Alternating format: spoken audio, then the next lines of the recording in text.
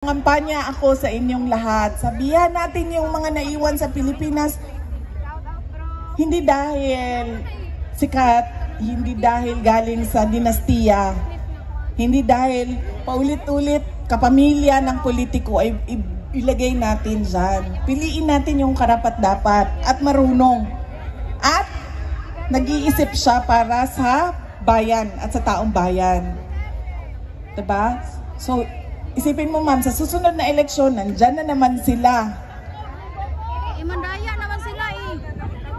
Hindi, mandaya naman sila. Kaya hindi siya magagawa ng isang tao lang.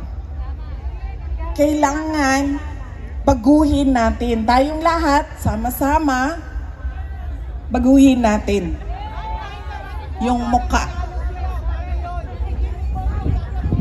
Totoo yan ma'am. I agree. I totally agree sa sinasabi.